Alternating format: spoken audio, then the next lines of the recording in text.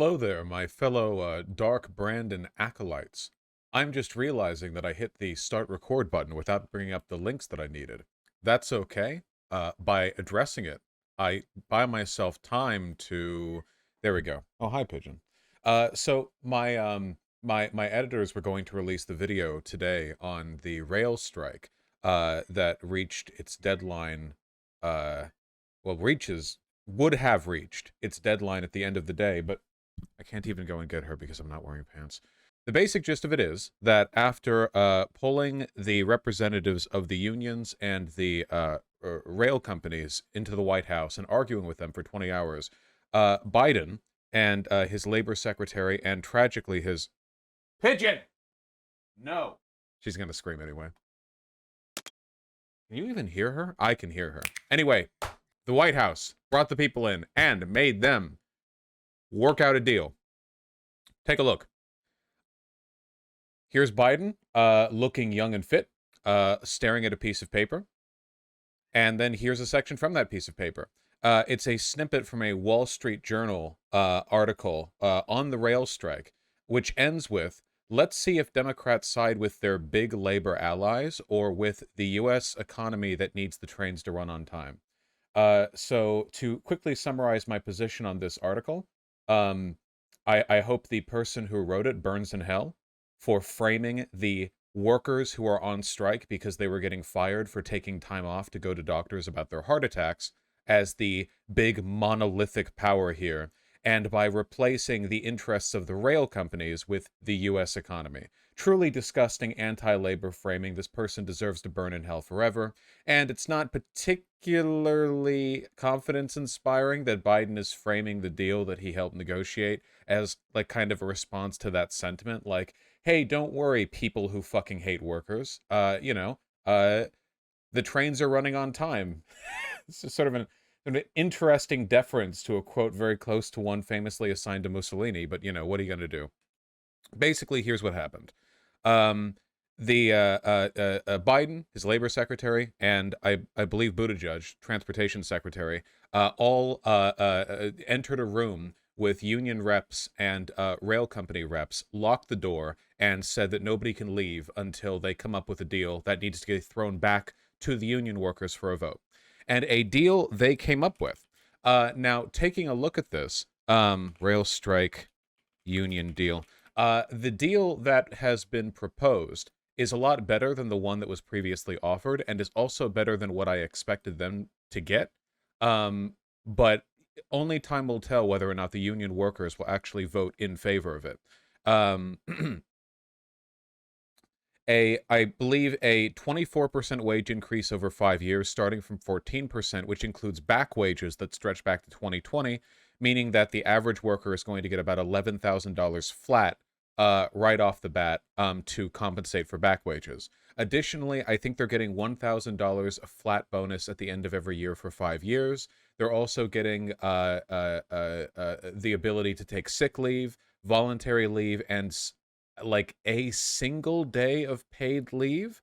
Um, I think it might just be a single day. I guess U.S. workers just don't get paid leave in general, so whatever.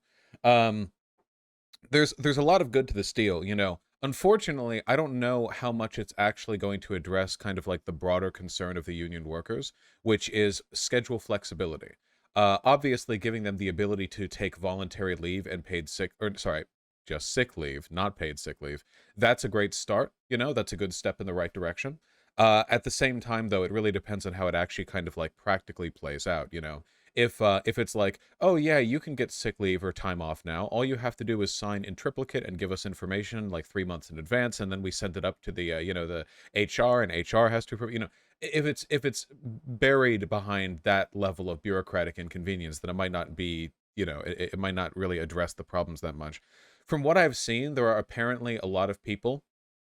By the way, what I'm saying right now, from what I've seen, I'm talking about like discourse on Twitter, because that's all we really have at the moment. It seems like there are rail union workers who are not that satisfied with the terms of this deal, which is perfectly satisfactory to me. I love it when workers get entitled, because they deserve it. A worker is entitled to all which they create, huh?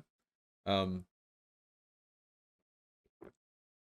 the deal being settled upon and brought back to the workers does not necessarily mean the strike is over. It only means, or like the strike has been stopped, only that it has been delayed, potentially. It's been temporarily averted. Um, so only time will tell whether or not they go for it.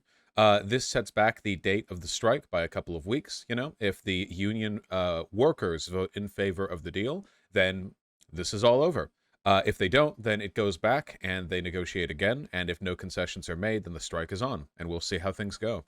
It's not surprising to me that Biden would place a high priority on preventing the strike from happening, not only because it could be really damaging to the U.S. economy during a time of already rampant inflation, but also because it's right before the midterms, and a big economic crisis uh, right before the midterms would be obviously pretty bad for the Democrats. So this is in terms of like political efficacy, this is extraordinarily bad timing for Biden, because there's no resolution he can come to that would really like boost his electoral chances or that of his party.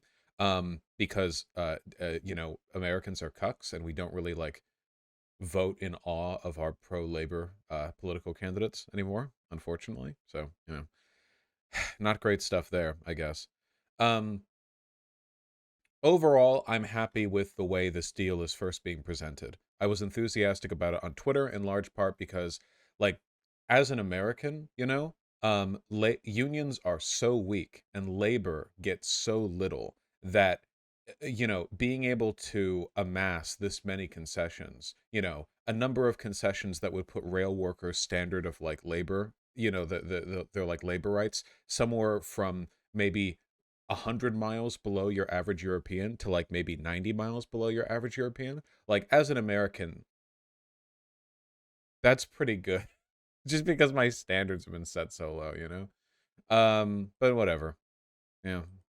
We also got this lovely image out of it. Will make the trains run on time, Jack.